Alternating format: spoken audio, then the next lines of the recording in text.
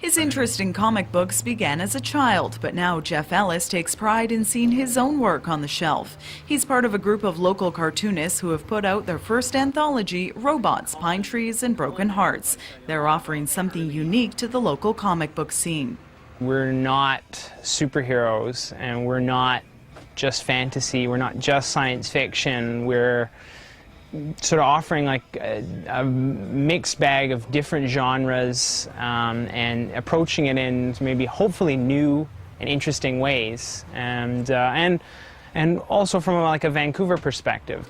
Their collective, Cloudscape Comics, meets every week so members can trade ideas and check in on each other's progress.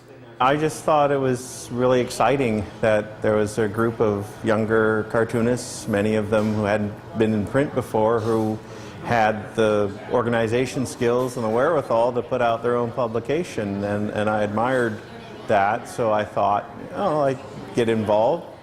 Colin Upton is the veteran of the group. He's been creating comics for more than 20 years, starting out with mini-comics in the 1980s. He says he got his start at an interesting time in the comic book scene.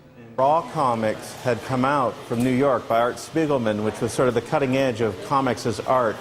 Then you had the Weirdo comic that came out, which was sort of this, that grew out of the small press, kind of up yours punk rock comic scene.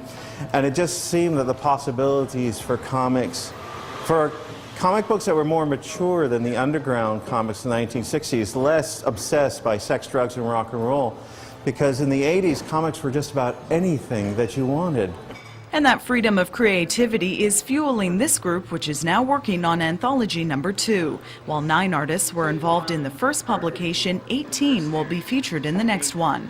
We'd like to kind of keep it going maybe about 2 issues a year.